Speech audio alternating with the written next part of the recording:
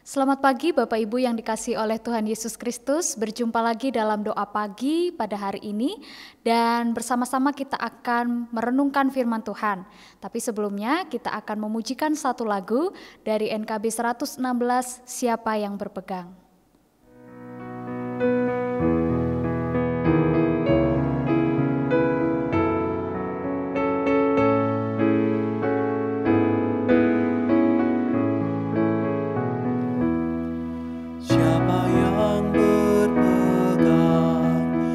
Sabda Tuhan dan setia mematuhinya, hidupnya mulia dalam cahaya baka, bersekutu dengan Tuhannya.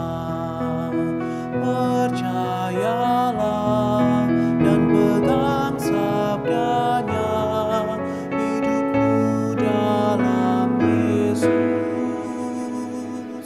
Sungguh bahagia bila kita sedih, hidup kita pedih, Tuhan mau berperan dalamnya. Ia selalu dekat dan menjamin berkat bagi yang berpegang padanya. Percayalah dan pegang sabdanya, hidupku dalam Yesus.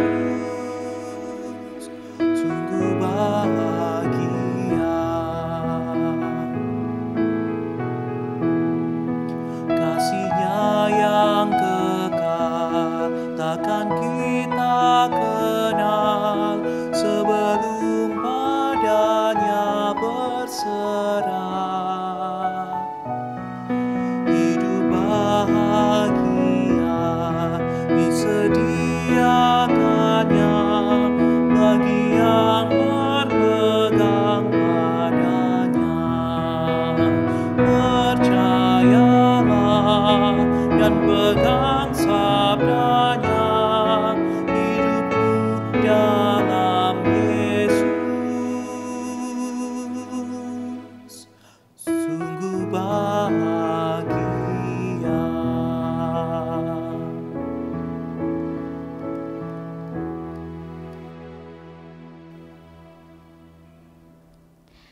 Bapak Ibu yang dikasihi oleh Tuhan Yesus Kristus, marilah kita bersatu di dalam doa. Mari berdoa. Ya Tuhan, hikmat-Mu sungguh kami butuhkan di dalam kehidupan kami, untuk kami dapat melangkah di dalam hidup ini. Kami seringkali menggunakan hikmat kami dibandingkan mengandalkan hikmat Tuhan, sehingga seringkali kami menjadi salah langkah di dalam hidup ini, dan kami juga mendukakan hati Tuhan melalui perbuatan-perbuatan yang tidak sesuai dengan kehendak Tuhan. Saat ini kami ingin merenungkan firman Tuhan, dan kiranya firman ini dapat menjadi kekuatan bagi setiap kami, untuk kami dapat mengandalkan hikmat Tuhan. Dan kami juga belajar mengenal lebih lagi tentang hikmat Tuhan melalui firman yang akan kami dengarkan pada pagi hari ini. Tolonglah setiap kami Tuhan, agar kami dapat membuka hati kami seluas-luasnya untuk supaya Tuhan berbicara sendiri kepada kami. Di dalam nama Tuhan Yesus Kristus kami berdoa dan mengucap syukur. Amin. Bapak Ibu yang dikasihi oleh Tuhan Yesus Kristus, saya memberikan judul untuk renungan pada pagi hari ini dengan judul Mengandalkan Hikmat Allah. Kita akan membaca dari 1 Korintus pasal yang kedua ayat 1 sampai dengan yang ke-10. Saya akan bacakan untuk kita semua. Demikianlah pula ketika aku datang kepadamu saudara-saudara, aku tidak datang dengan kata-kata yang indah atau dengan hikmat untuk menyampaikan kesaksian Allah kepadamu. Sebab aku telah memutuskan untuk tidak mengetahui apa-apa di antara kamu selain Yesus Kristus, yaitu Dia yang disalibkan. Aku juga telah datang kepadamu dalam kelemahan dan dengan sangat takut dan gentar. Baik perkataanku maupun pemberitaanku tidak kusampaikan dengan kata-kata hikmat yang meyakinkan, tetapi dengan keyakinan akan kekuatan roh, supaya iman kamu jangan bergantung pada hikmat manusia, tetapi kepada kekuatan Allah. Sungguh pun demikian kami memberitakan hikmat di kalangan mereka yang telah matang, yaitu hikmat yang bukan dari dunia ini dan yang bukan dari penguasa-penguasa dunia ini, yaitu penguasa-penguasa yang akan ditiadakan.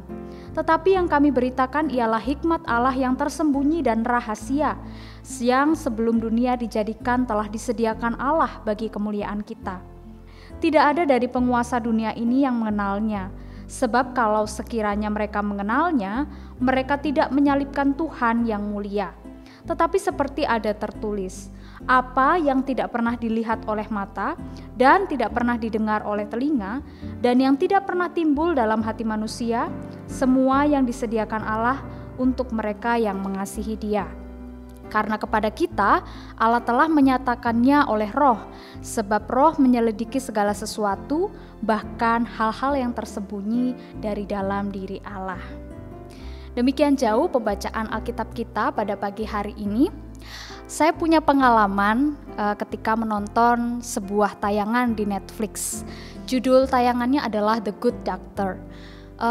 Kalau kita mengenal dokter yang baik, pasti adalah dokter yang cerdas, dokter yang berakal budi, dokter yang memiliki keahlian yang sungguh luar biasa, dan yang pasti dia tidak memiliki kelemahan-kelemahan atau gangguan secara mental.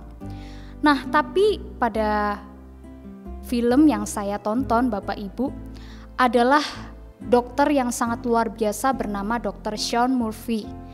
Dia memiliki talenta yang luar biasa yang diberikan oleh Tuhan. Tetapi sayangnya memang dia adalah seorang yang juga didiagnosa sebagai orang dengan autisme.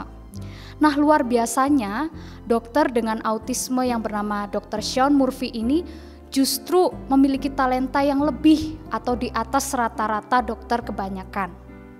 Ya, saya sadar bahwa ini hanyalah mungkin sebuah film, tapi kita mungkin akan bisa memetik pelajaran dari film yang saya sempat tonton, dan saya rasa film ini cukup baik untuk kita tonton bersama.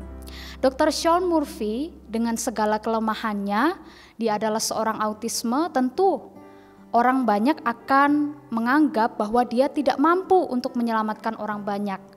Dia sempat untuk diremehkan, dia juga tidak dipercaya dalam pekerjaannya, bahkan berusaha untuk disingkirkan. Tapi apa yang terjadi? Dr. Sean Murphy ternyata tidak menyerah dengan segala kelemahan yang ia miliki. Ya, sekalipun dia memiliki autisme dalam dirinya sendiri, ia lalu tetap menunjukkan kualitas terbaik dari dirinya. Saya rasa hikmat manusia atau pengetahuan serta kecerdasan Dr. Sean Murphy itu tidak ada gunanya ketika dia tidak menjadi orang yang bisa mengandalkan hikmat atau kekuatan Allah. Kenapa saya bisa katakan bahwa Dr. Sean Murphy mengandalkan hikmat Allah? Karena hikmat Allah sungguh nyata ketika dia tidak marah ketika orang meremehkannya. Hikmat Allah juga nyata ketika orang banyak meremehkannya, ia masih tetap rendah hati dan sabar untuk menjalani proses apa yang harus dia lakukan sebagai seorang dokter.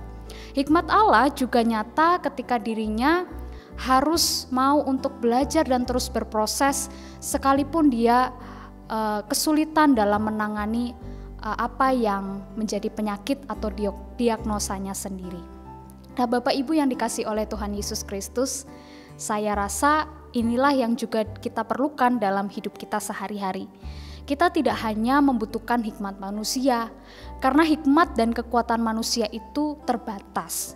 Setiap kita pasti punya kalkulus atau perhitungan masing-masing. Oh, saya ingin hidup 70 tahun lagi. Saya punya rencana untuk bertamasya keliling dunia. Saya juga punya rencana, saya punya anak yang banyak, kalau bisa juga harta yang melimpah. Saya juga punya rencana untuk punya kesehatan yang cukup baik dalam diri saya. Tapi lagi-lagi perhitungan manusia mungkin tidak setara atau tidak sesuai dengan perhitungan yang Tuhan Allah berikan kepada kita. Kalau kita mau marah tentu bisa, karena kita merasa bahwa apa yang diberikan Allah tidak adil ketika tidak sesuai dengan apa yang kita mau. Tapi kita lihat dari film yang tadi saya jelaskan, Dr. Sean Murphy, dengan segala kelemahannya justru Allah memakai dirinya untuk menyatakan kemuliaannya.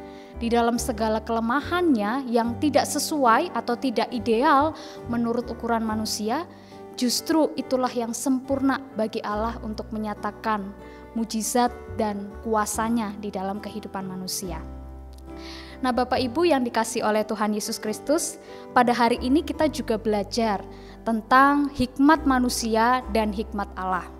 Orang Yahudi saat itu bertengkar hebat dengan orang Yunani karena merasa mereka sangat-sangat berhikmat dibandingkan orang Yunani. Orang Yunani itu kan tidak mengenal Taurat dari zaman dahulu. Orang Yunani juga baru saja mengenal tentang Allah dan Kristus.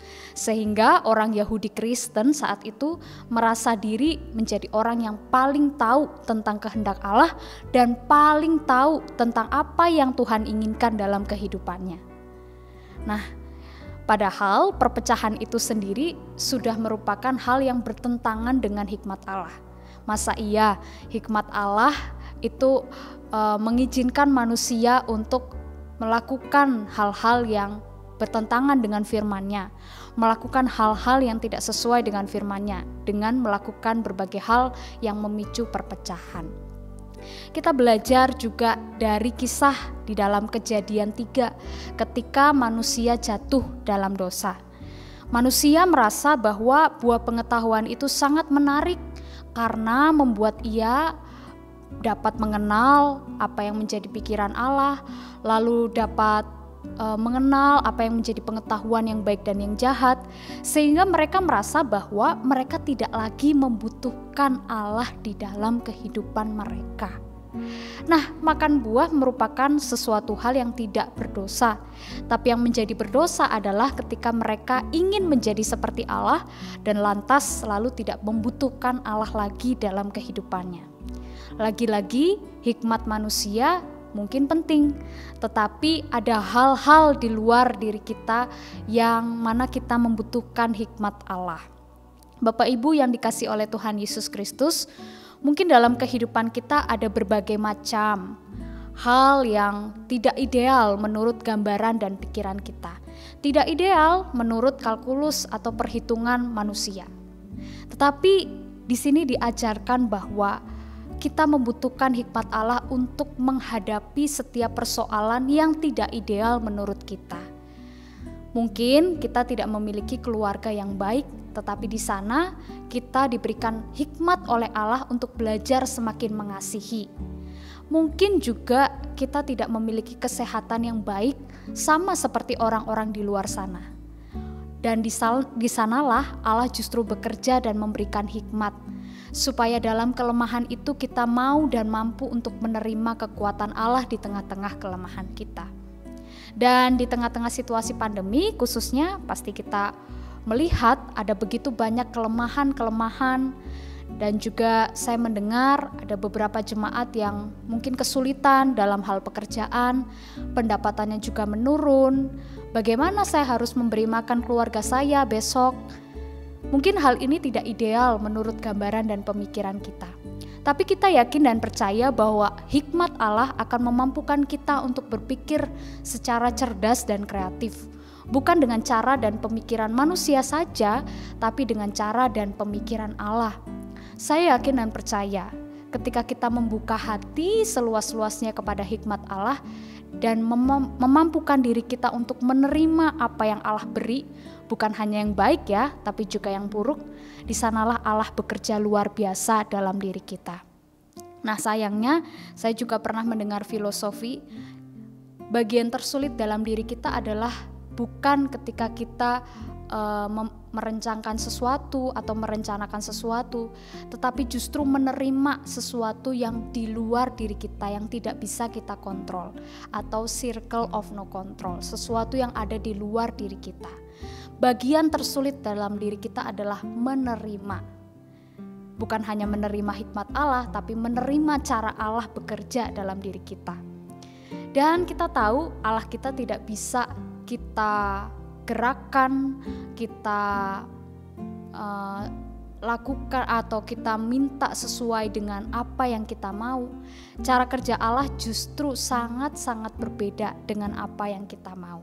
Tapi toh pasti kita yakin dan percaya suatu saat nanti Tuhan akan menyatakan maksud dan tujuannya melalui cara-cara yang tidak kita mengerti, melalui cara-cara yang tidak kita mau, dan bahkan melalui cara-cara yang menyakitkan diri kita. Nah, kalau kita tahu ada sebuah pohon mangga gitu ya, saya pernah baca, saya pikir ada beberapa orang yang menggoreskan beberapa pisaunya ke pohon mangga dengan tujuan supaya mangga itu ya untuk untuk sesuatu yang iseng saja gitu ya. Orang menuliskan nama-namanya atau hanya sekedar mencoret-coret, digores-gores yang tidak ada tujuannya. Tetapi ternyata Bapak Ibu yang dikasihi oleh Tuhan Yesus Kristus, ada beberapa orang yang sengaja menggores pohon mangga itu supaya pohon mangga itu berbuah lebih lebat lagi. Nah, dalam proses kehidupan kita, hikmat Allah akan terus mengasah diri kita, bahkan mungkin melukai kita. Cara Allah juga mungkin akan melukai kita, tapi dari proses itu mungkin kita akan sadar akan ada sesuatu yang lebih besar yang membuat kita menjadi orang-orang yang lebih berbuah lagi, menjadi orang-orang yang lebih mengandalkan Allah lagi, bukan mengandalkan diri kita sendiri. Jadi marilah kita berjalan bukan menurut pengertian kita sendiri.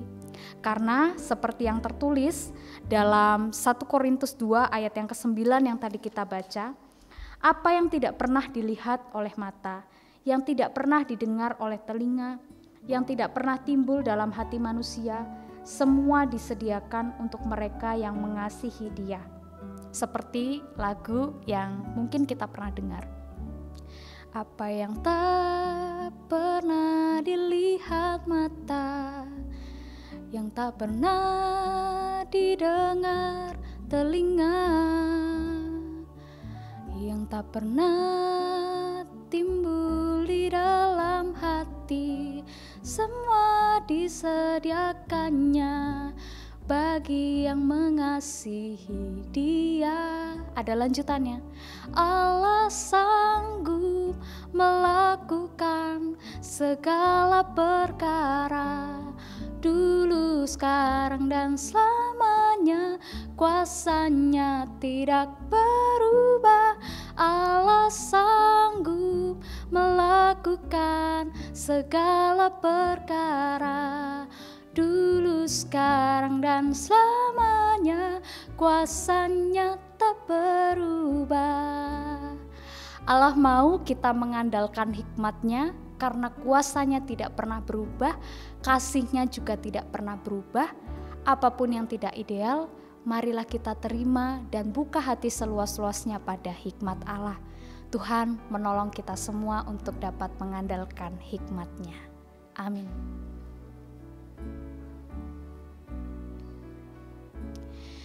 Bapak Ibu yang dikasihi oleh Tuhan Yesus Kristus, tiba saatnya kita akan menaikkan doa-doa syafaat kita kepada Tuhan. Marilah kita bersatu hati dan naikkan doa kepadanya. Mari berdoa. Ya Tuhan yang sungguh baik, yang mengasihi kami dengan caranya yang sungguh unik dan luar biasa, kami ingin menyerahkan hidup kami sepenuh-penuhnya kepada Tuhan. Walaupun seringkali kami mengandalkan hikmat kami, tapi kami ingin belajar untuk mengandalkan hikmat Allah dan cara Allah di dalam kehidupan kami. Dan saat ini juga di dalam doa syafaat kami ingin menyerahkan kehidupan kami dan menyerahkan diri kami ke dalam tangan pengasihan Tuhan. Saat ini ya Tuhan, kami sungguh-sungguh bersyukur untuk GKI Gatot Subroto Purwokerto yang telah dan akan menginjak usia yang cukup tua, yaitu usia 85 tahun. Pada tanggal 21 September nanti kami akan bersama-sama merayakan ulang tahun GKI Gatot Subroto Purwokerto. Ya Tuhan, kami bersyukur untuk penyertaan-Mu selama 85 tahun ketika kami sungguh-sungguh belajar untuk mau melayani Tuhan dengan segala kelebihan dan kekurangan kami. Dan biarlah Tuhan sendiri yang akan menuntun GKI Gatot Subroto di dalam segala konteks kehidupan yang dihadapi.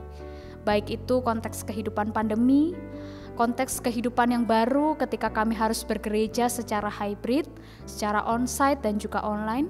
Kiranya Tuhan terus menyertai kehidupan bergereja kami, supaya kami tidak kehilangan makna sekalipun kami harus beribadah melalui online maupun onsite dengan jumlah yang terbatas. Ya Tuhan, kiranya Engkau memberkati baik itu majelis jemaat maupun anggota-anggota jemaat dan simpatisan yang melayani Tuhan, supaya mereka diberikan hikmat oleh Allah untuk dapat melakukan pekerjaan-pekerjaan baik dalam pelayanannya. Dan kami juga ingin berdoa untuk setiap anggota jemaat yang mengalami pergumulan di tengah-tengah kehidupannya. Terkhusus untuk anggota jemaat yang mengalami pergumulan dalam sakit penyakit, baik itu yang mengalami sakit secara fisik, Tuhan kiranya menolong dan menyertai supaya ia dapat diberikan kesembuhan melalui obat-obatan dan juga makanan serta minuman yang dikonsumsi. Dan bukan hanya jemaat yang mengalami sakit fisik, kami juga berdoa untuk setiap jemaat yang masih bergumul dengan sakit hati dan juga jiwanya oleh karena disakiti oleh orang lain ataupun ketika mengalami peristiwa-peristiwa hidup yang tidak mengenakan. Ya Tuhan, kami percaya Engkau adalah tabib yang ajaib, Engkau akan memulihkan dengan cara-Mu dan dengan perkenanan tangan Tuhan. Kami juga ingin berdoa untuk setiap jemaat yang mengalami pergumulan dalam hal ekonomi. Kiranya Tuhan melingkupi dan memberkati. Dan biarlah jemaat terus percaya bahwa Tuhan menyertai kehidupannya sekalipun ke depan akan sulit. Bagaimana harus memberi makan untuk anak-anak, bagaimana harus mendapatkan rezeki untuk menyekolahkan anak-anak, dan juga mendapatkan rezeki untuk berbagai macam kebutuhan hidupnya. Kiranya Tuhan beserta dengan mereka, dan kami yakin dan percaya Engkau akan memelihara kehidupan mereka.